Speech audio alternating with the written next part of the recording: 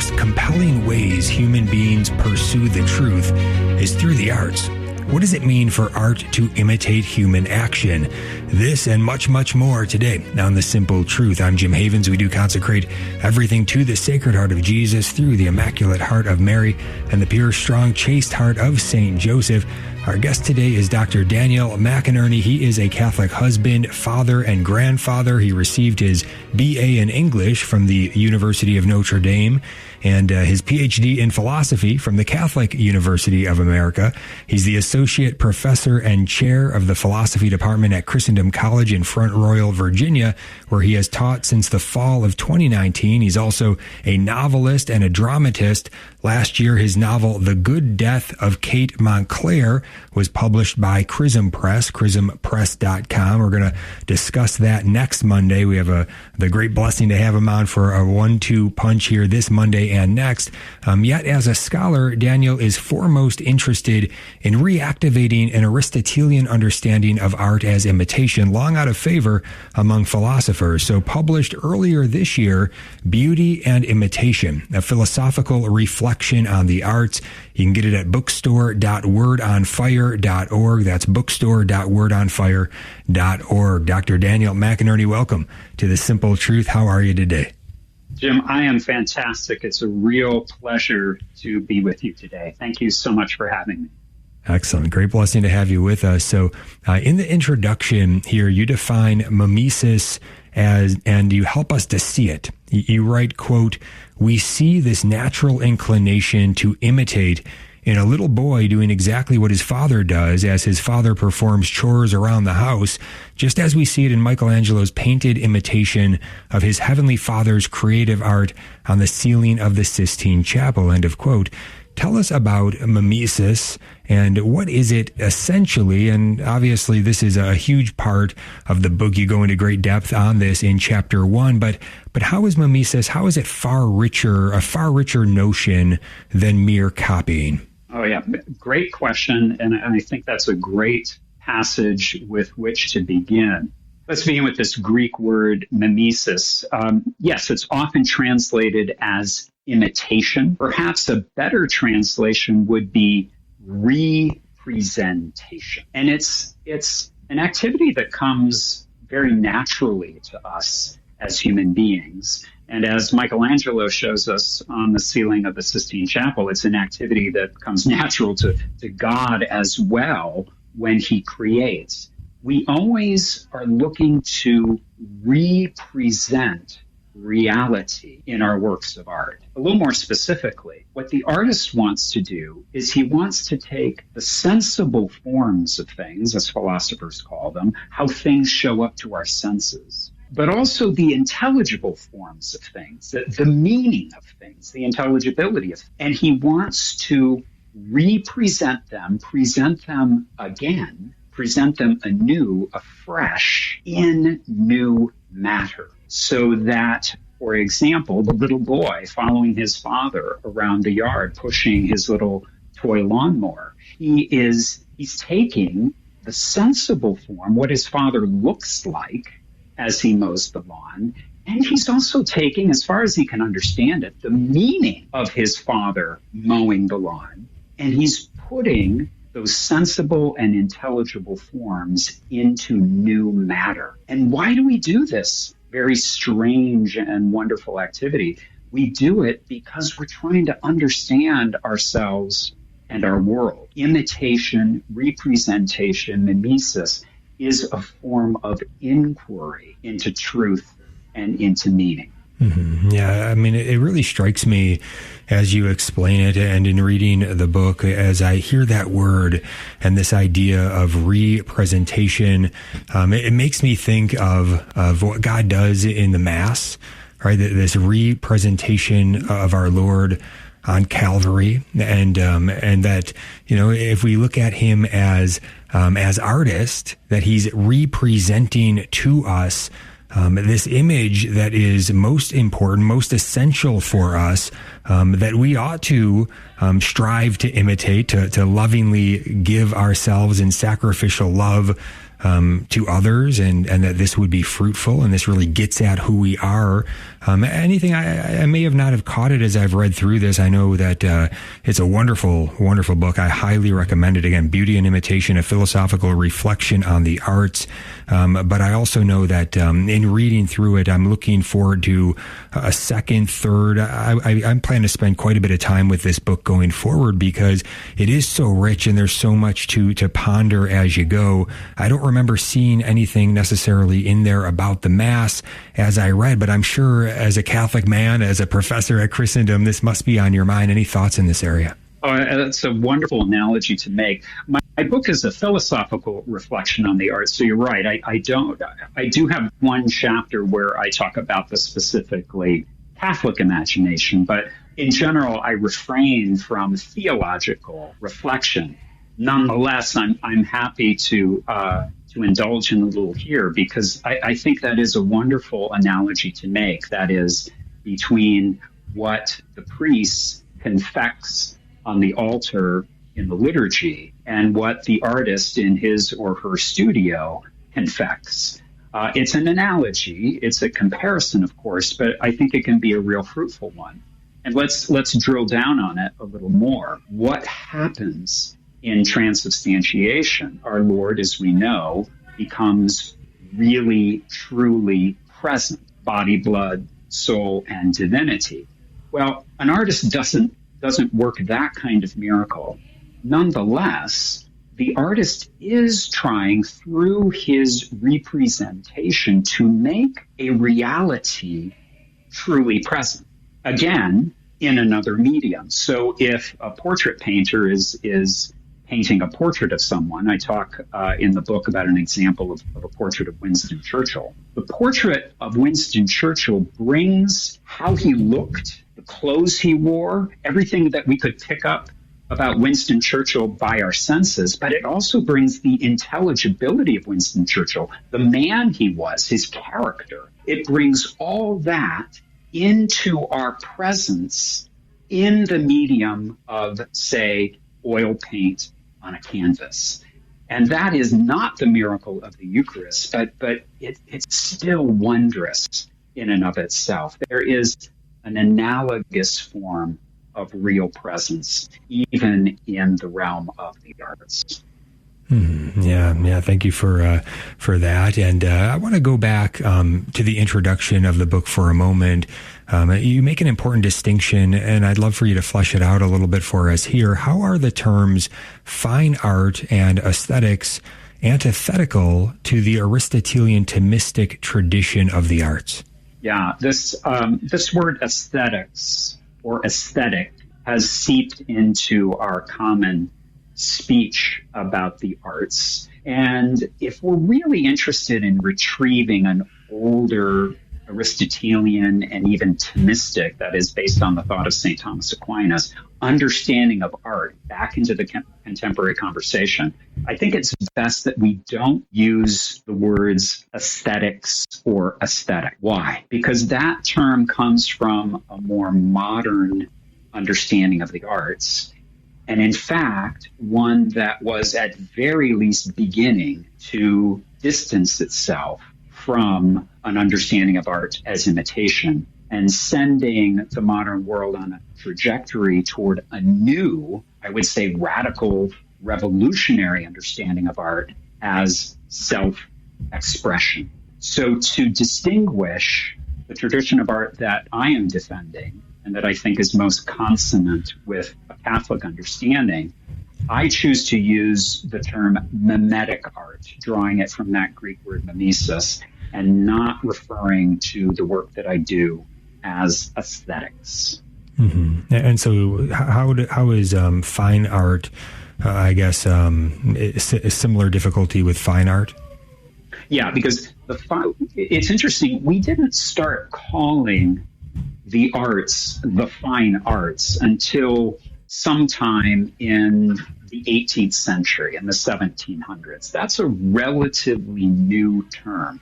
And again, it came along with this seismic shift in our understanding of art away from imitation and toward art as self-expression. So there's no crime in using the phrase fine arts. But again, to draw a clear distinction between the older Aristotelian Thomistic tradition and this new modern tradition of art as self-expression, I myself in the book stay away from the word aesthetic and from the phrase fine arts, again, preferring to talk about imitation or mimetic arts. Mm-hmm. Excellent. Yes, Dr. Daniel McInerny is with us. We're talking about his book, Beauty and Imitation, a philosophical reflection on the arts. You can get it at bookstore.wordonfire.org. That's bookstore.wordonfire.org. We've got a lot to get to today. And again, we're not going to be able to share with you everything in the book, not even close. We'll hit some highlights, but I highly recommend this book. If you're interested in the arts at all, you're going to find this very, very fulfilling to read through, very informative and insightful and helpful. And I'll just share, probably a lot of the audience doesn't know this, but before my conversion in my early 20s, about age 24, I was in grad school for screenwriting. Ended up, even after my conversion, didn't go back in that path. I went down a different path, but yeah, some years ago, did go ahead and finish up that MFA in screenwriting. So this is an interest of mine, and the arts broadly as well, probably is for you. We're going to be right back with more. Stay tuned. Tired of your phone bill supporting who knows what? Switch to iCatholic Mobile, the only 5G provider that won't leave you guessing where your money's going. With iCatholic Mobile, every call, text, and even that group chat you can't escape helps support the Station of the Cross. So why not switch to a network that's good for your soul and your wallet? Visit iCatholicMobile.com today and make your mobile service work for a higher purpose.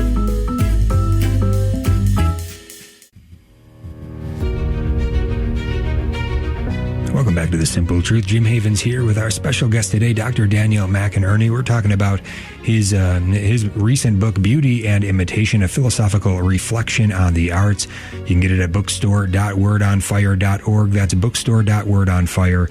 Dr. McInerny, in chapter 2 here, you develop a definition of story, and so this is developed throughout the chapter. I'm just going to read the definition as it's stated here towards the end of the chapter. A story is an ordered sequence of events with a beginning, middle, and end that pictures the human pursuit of some goal or good. In this pursuit, the protagonist encounters conflict, keeping him from the goal. Conflict that the protagonist resolves or fails to resolve by his own choices, not by chance. These choices ultimately reverse the protagonist's fortunes in a way that is both probable and marvelous, and so offer the reader or audience an understanding of the meaning of the protagonist's adventure, an understanding that manifests the adequacy or inadequacy of the protagonist's purposes to the human end. How do stories manifest the end of human nature and so illuminate our own story? Yeah, wow. That's a mouthful, too, that definition of story. Perhaps I should say why we're talking about story in the first place. And it goes back to Aristotle. Aristotle believed that whenever we imitated, we are imitating. We're imitating the world, we're imitating reality, but more specifically, we're imitating human beings in action. He has this very short, laconic phrase, human beings in action, human beings doing things. Well, what does it mean to say that human beings are doing things? Well, it means that they're in pursuit of their good and of their best good. In other words, it's human beings pursuing their happiness. And that is a story. When human beings undertake to pursue a good, even something very simple and mundane, like putting dinner together or washing the dishes or brushing your teeth, that pursuit of the good has a narrative or story-like structure. Now, this applies to art in this way. The artist is imitating human beings pursuing their story, pursuing their quest for happiness. A little more technically, what artists imitate is human beings in pursuit of their end. Now, I'm using that word end there, not in the chronological sense, not in the sense of time, but in the sense of perfection. Artists want to capture human beings pursuing their happiness as their perfection, as what they are meant to be as members of the human species. And we know that that is to exercise the virtues. Now, stories try to, at their best, they try to manifest human beings in pursuit of their authentic, their real end, virtuous activity, that which really makes them happy. But you don't have any kind of story, my long definition of story makes clear, without conflict. And so what the storyteller does is he shows that person kind of working out their happiness by undergoing a conflict of goods. And hopefully they will discover, it doesn't always happen, but hopefully the protagonists of the story will discover that, well, certain sorts of goods don't really bring us the happiness that we're looking for. Only goods that are really congruent with our nature, that are really going to fulfill and perfect our nature, are going to make us happy. The best stories, the best works of art show us that dynamic, those conflicts. And maybe the most controversial thesis that I have in the book is that every one of what I call the mimetic arts are storytelling arts. That's why it's so important for me in that chapter to nail down the definition of story. Even arts that don't seem to be explicitly storytelling arts, like painting or music or sculpture, I would argue they're still trying to tell us some kind of narrative about the human quest for happiness. Yeah, and back in chapter 1, you unpack mimesis quite a bit more, and you write this.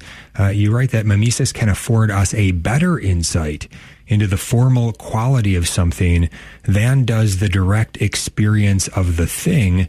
You talk about a deeper intelligibility, the intelligibility of what a thing essentially is. Can you help us to understand this more? Yeah, it comes down to the fact that our attention, our focus upon the world can become dulled. We can become a little bored with reality. We think we know it. We can presume too much. So our attention needs to be surprised again. We need to see reality afresh. And that is the principal service that art performs for us. It helps by representing reality in a new medium. It helps us see that reality afresh. And when it comes to a story, you were talking about screenwriting earlier, a really good film is going to freshen our perception of that human pursuit of happiness. It's going to show us what really will satisfy it, and at times what really won't satisfy it. And it can help us see. It can help us, as the great Thomist philosopher Joseph Pieper liked to say, a great movie, a great story, a great work of art will teach us how to see again. Mm-hmm. Yeah, and I think this comes together really well in just your own pursuits as a philosopher, as an artist, when you write about how both philosophy and mimetic art have contemplation as their aim, but they achieve contemplation in different ways. You also say we can learn a lot about reality by looking at so much of it summed up in one place, the singular, imaginative, mimetic universal. Can you help us to understand what that is and how we can contemplate that? Yeah, let's begin again with that comparison that you began with. Art ultimately leads us toward a freshened contemplation of reality. Philosophy does that as well, but their means are very different. Art is going to direct us toward a contemplation, but through means of images. Right? So art is always going to work with images. There's always going to be something that we sense. In contemplation, we may begin by looking at an image. Maybe we're looking at If we're talking about contemplation in the context of prayer, we might begin by looking at a piece of sacred art, a painting, a stained glass window, maybe even a bit of Gregorian chant. So we can begin with images, but the point of contemplation on a philosophical or theological level is to leave the images behind in a way, or in other words, to transcend the images and focus in on the intelligibility. Art is special because it never leaves the images behind when it directs us to contemplation. So forgive me this little excursus. Human beings are embodied spirits. We have this thing called a body. We encounter the world through our senses, through our imagination. We are directed to sensible particulars in the world. But at the same time, we have this wonderful thing called an intellect or a mind. And our mind always wants to take us into a realm of ideas that transcends the sensible world. So we're kind of this strange hybrid being. We're made to live in the world of the senses, and yet we have this intellect that's always looking to transcend the world of the senses. What art does is it comes along and offers us the best of both of those experiences at one and the same time. It gives us images that we can sense, right? Those sensible forms that we began with. But it also gives us meaning, what our intellect wants. It gives us intelligible forms, as philosophers call them. It gives us intelligibility. So we get the sensible image and the meaning, what I call in the book the mimetic universal, all in one perfect sandwich, as it were. Whereas in more theoretical forms of contemplation, we're trying to maintain our flight, so to speak, on the level of pure intellect alone. Yeah, fascinating. Again, Dr. Daniel McInerny is with us. We're talking about his book, Beauty and Imitation, a philosophical reflection on the arts, bookstore.wordonfire.org, bookstore.wordonfire.org. In Chapter 3, Story as Moral Argument, tell us about the important distinction between experienced meaning and abstract meaning. Yeah, I love that distinction. In fact, I'm teaching an entire undergraduate course here at Christendom College on that theme in the coming spring semester. It's so important. The distinction, again, is between experienced meaning that we kind of experience through our senses, through our imagination, that has a material dimension, and then meaning that we experience solely with our minds, solely with our intellects. We can achieve meaning in both ways. It's just that if we're on the plane of the intellect alone, the meaning that we achieve is going to be abstract and universal. And we all know very well, in fact, your audience may be experiencing it right now, that when our minds are at that level of abstraction for any length of time, we get tired. It's more than what our animal nature can endure, at least for very long.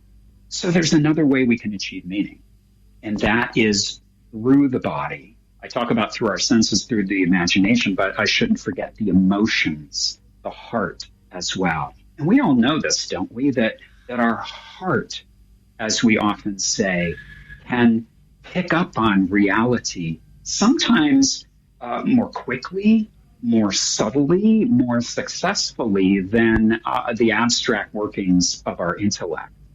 And that's a special sort of experience that certain philosophers have called poetic experience. Not that it necessarily has to do with poetry, but it's the kind of experience that poets have. It's through the body, through the senses, through the emotions, through the heart. Works of art offer us experienced meaning. They don't make speeches, or shouldn't. They give us experienced meaning through the body, through the image, through the emotions. Wow. Well, to get into very concrete, I do want to, in a related way here, thank everybody who came out to the National Men's March to Abolish Abortion, a rally for personhood this past Saturday in Boston. Really appreciate everyone who joined us there and who prayed for that good effort. And just thinking about these terms as Dr. McInerny presents them, a sort of art in standing up for the least of these, that the example of doing so, of showing up to pray in front of the abortion killing center, of marching, of persevering with fortitude through the various persecution we faced it, and then to be at the rally and then to hear the words spoken, the meaning to be proclaimed. A lot there. We'll be right back. Stay tuned.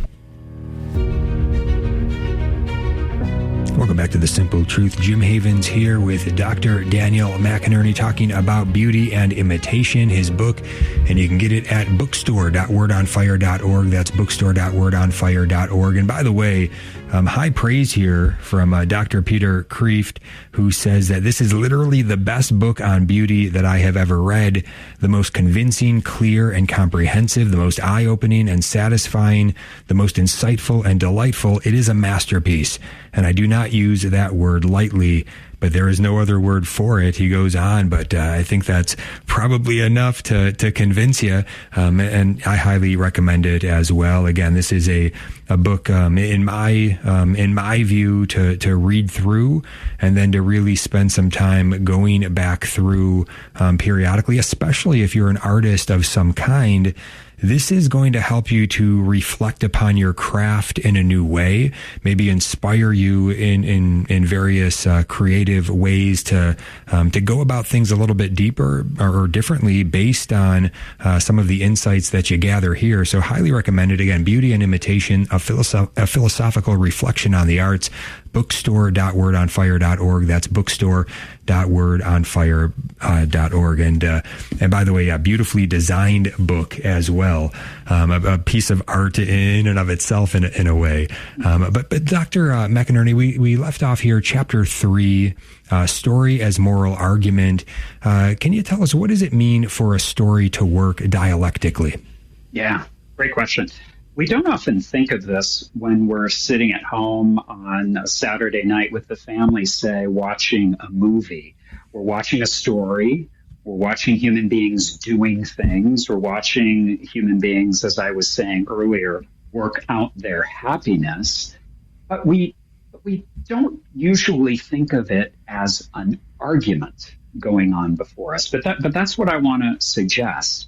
And this idea is certainly not original to me. It goes back to the thinking on art that we get from St. Thomas Aquinas and other thinkers in the Middle Ages, that a story actually was a kind of logic.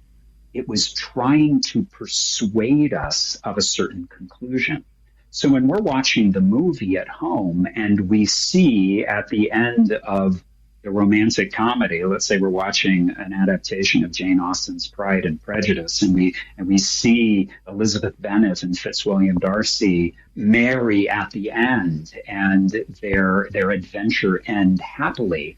Well, we should think of that as Jane Austen arguing, not just for the good of marriage, she is arguing for that, but she's also arguing for the kind of person that one needs to become in order to be a spouse in a successful marriage. In that story, both Elizabeth Bennet and Fitzwilliam Darcy, they're good, in fact, very good people, even at the beginning of the story, but they each have their weaknesses, their shortcomings, and they have to grow in virtue.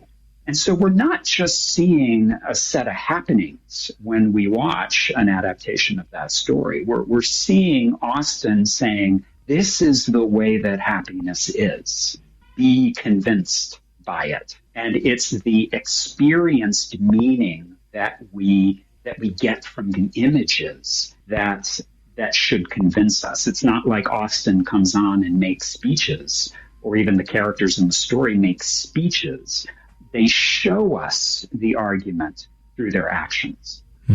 Interesting. Yeah, we've been reading. I've been reading aloud Pride and Prejudice actually to my children. My oldest my oldest two being girls, ages 15 and 14, and so they very much appreciate it. The younger boys, not so much, but even they, I think, get something out of it, though. But and we also have stories that we read, especially to their liking. But yeah, no, you use great examples throughout the book to help us to understand these things. And chapter 4 on the Catholic imagination is terrific. What is most important for us to understand about the Catholic imagination? What does this mean? Yeah, it's good to begin thinking about the Catholic imagination by returning to that theme of story. In the Catholic imagination, we see that all of reality, all of God's creation, takes the form of a story. It's what the theologian Hans Urs von Balthasar called the theodrama. Bishop Barron makes a lot out of this theme. Our lives are not about our drama. They're not about the ego drama. They're about God's drama. They're about us finding our place within the story that God has for our lives. So we have to see ourselves as characters on a quest for our happiness. And as Catholics, we understand that our happiness is ultimately found in the beatific vision, in that vision of God in the next life, that adjective beatific being taken from a Latin word meaning happiness. So that's the backdrop of the Catholic imagination. Every other aspect of it fits within that understanding of the theodrama. Mm-hmm. And why does Flannery O'Connor say that regarding supernatural grace in fiction, we almost have to approach it negatively? In this chapter, you also talk about this privileged focus on the small. What more can you share on that? Yeah, it's somewhat obscure what O'Connor means by that, but it seems that the Catholic imagination favors the small, the definite, the limited.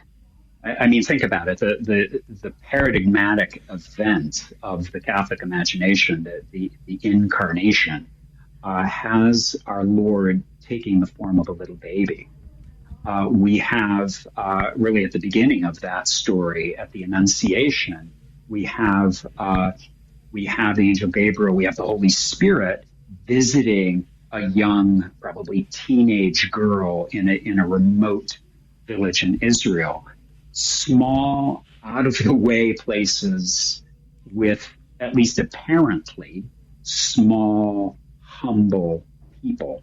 It seems that in God's theodrama, he likes grace to work through the humble, to work through that which is very limited. And I think we all, as Christians, as Catholics, have experienced that more or less perfectly in our lives.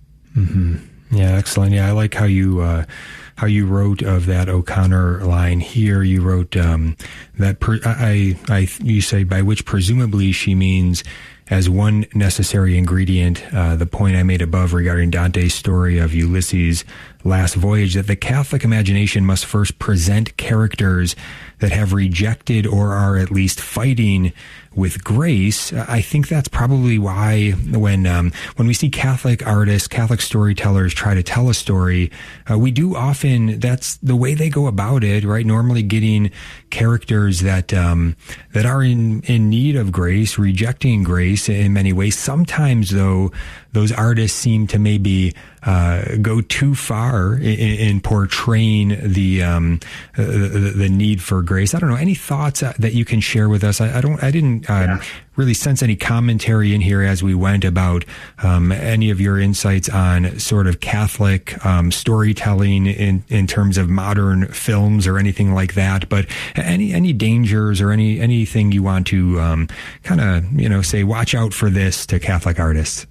Yeah, I think that's. I'm so glad you brought that up because it's a great interest of mine as a writer and someone who likes to cheer on Christians in general and Catholics in particular who want to make art and explicitly narrative art in particular. We have to remember that there needs to be, as I was saying earlier, a real conflict of goods. You used the word from the book earlier. There has to be a dialectic. That's just sort of a fancy philosophical term, or a real clash of goods, of viewpoints, of outlooks on the world. If we don't really experience that clash in a work of art, and especially, say, in a novel or in a movie, a television show, we're going to feel a little gypped. We're going to feel that things are a little too two-dimensional and flimsy. And I think Catholic artists, Christian artists in particular, have to be careful that we don't cheat the audience out of that experienced meaning that can only come through a real compelling conflict. We can't let our interest, not even the interest to evangelize, not even the interest of touching a soul, we can't let that undermine the craft of making art. And in storytelling, that craft demands that you give your audience the opportunity to live that conflict in their bones, in their nervous system. And that means there has to be two real sides or contenders in that conflict. It can't just be one-sided. We can't have the Christian message just win against a straw man or against a contender that really isn't up to the task, right? It can't be like that Mike Tyson fight from the other night, which is not a real fight. It has to be a real contest so that we feel it. And then if we can show that the real truth succeeds in that exchange, in that dialectic, in that persuasive argument of the story, then that's a beautiful thing. And that's what the artist really aims for. Mm-hmm. Yeah, there sure is a different experience when it is well earned and the logic of the plot is really well done. And yeah, you do a great job explaining it there. But in chapter 5 here, imitation as inquiry and intelligence, you write on the Aristotelian Thomistic view, every artist is called by the inclination of human nature not only to achieve excellence as an artist, but also and more importantly to achieve excellence as a human person, which demands the acquisition of virtues across the spectrum of human capability, most importantly, moral and intellectual virtue, end of quote. Tell us more about this. Yeah, we were talking earlier about this rival tradition of arts that arose in the modern period, where art became aesthetics and the mimetic arts became the so-called fine arts. Well, coming along with that tradition, too, was this I think, distorted understanding of the artist as genius, disconnected from the artist as a moral being. So the artist it is as though the artist was given license to just kind of go off on his or her own just to attend to his art and not have to worry about what kind of person he was being. Well, I think we can all sense right away that there's something seriously wrong with that. It may well be that such an artist will create beautiful works of art. We don't just want to be a good painter, we want to be a person. And that integration was just part of the understanding of art in the pre-modern period, especially in the Christian world. And it's one that I'm attempting to recapture in part through my blog. Mm-hmm. Excellent. Yes, Dr. Daniel McInerny is with us.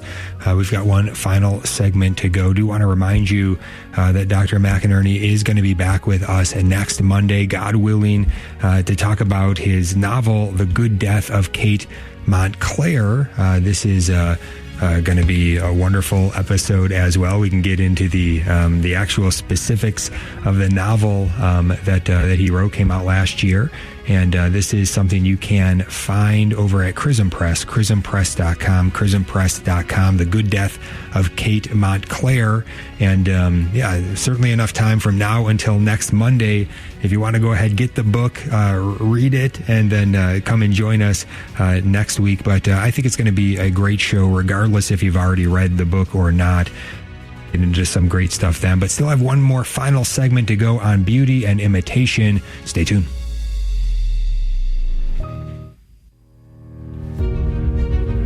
Welcome back to The Simple Truth. Jim Havens here with our guest, Dr. Daniel McInerny. We're talking about Beauty and Imitation, a philosophical reflection on the arts.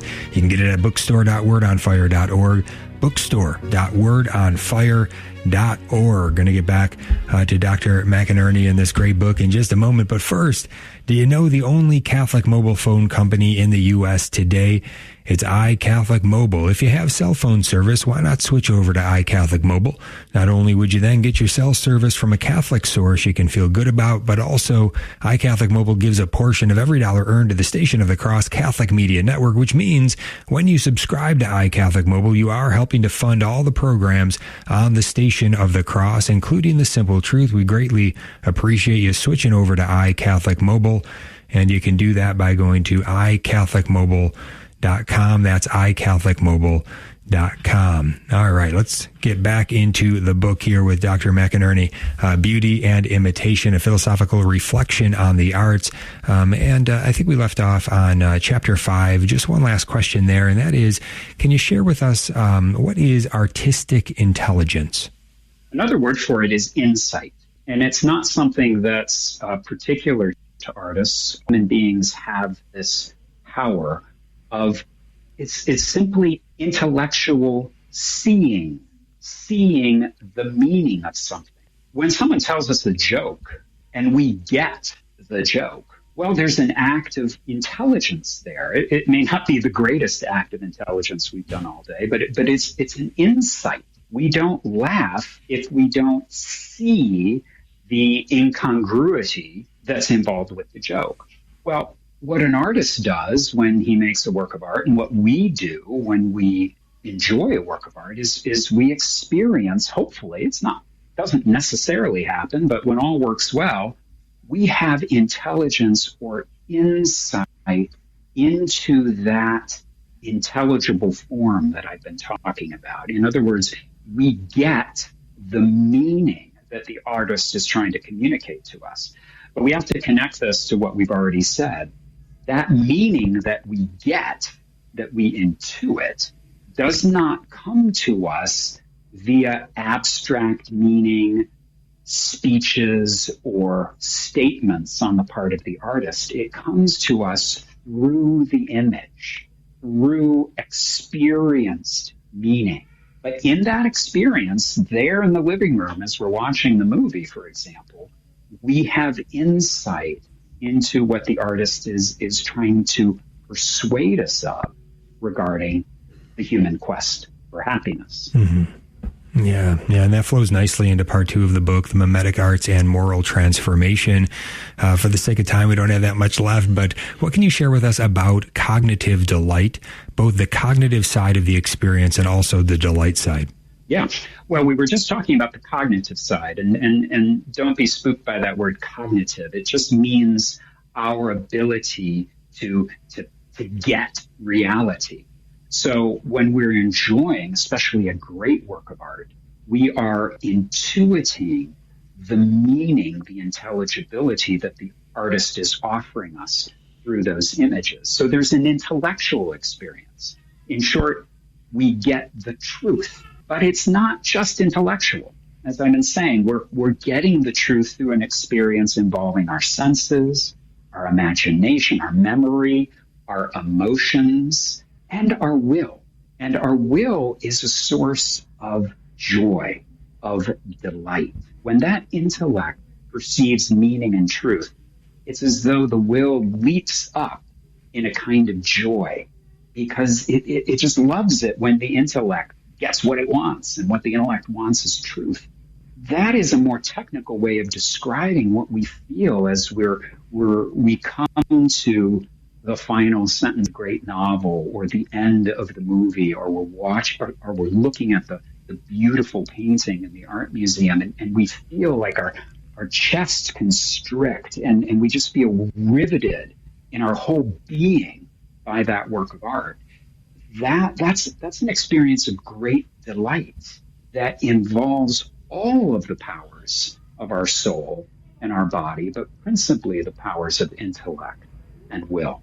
Mm-hmm. Yeah. And part 3, you go a guided tour of some mimetic arts. You go through music, poetry, painting, film, theater.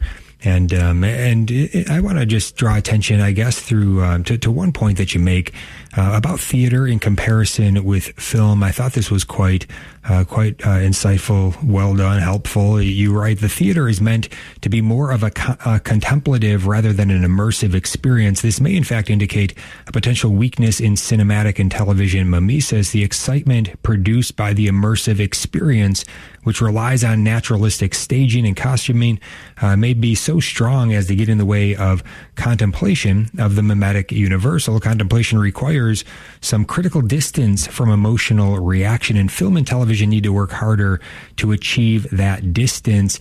End of quote. I think if, most of us who have had experience of both film and theater, to me at least, I would say, yeah, that definitely makes sense. You really have to really try to make sure that you're stepping outside kind of the immersive experience of film and really be looking at things a little bit more deeply in many ways to really get what's going on. Whereas if you're at a great play, if you're at a great something going on there at the theater, that there's, to me, I think my experiences of I guess delight, what you would call delight, certainly have had that with enjoying films, but I think even more profoundly with a really great, well-written play.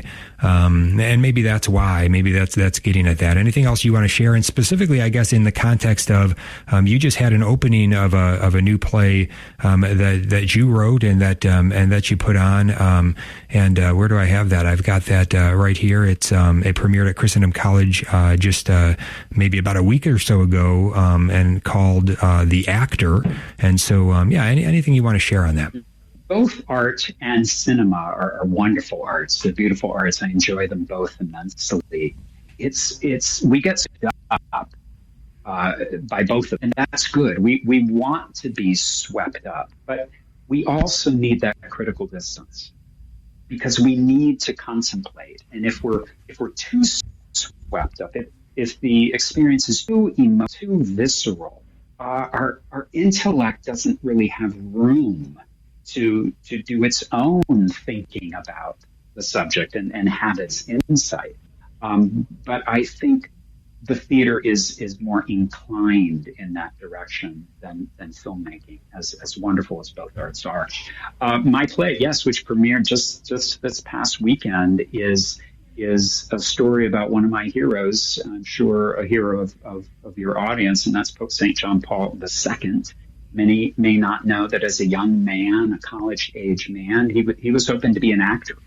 And by all accounts was marvelously talented as an actor. He also wrote some wonderful books that we have now in English translation. I was interested in his adventure, his journey from what he perceived to be his vocation to the stage, or at least the theater in some intellectual way, to the priesthood. And so that's what my play, The Actor, is all about.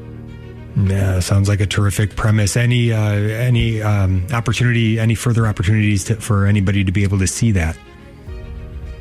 Well, I'm taking calls right now. The Christendom Players did a marvelous job in its premiere last weekend, and I am anxious to see it produced again. So I'm waiting by the phones.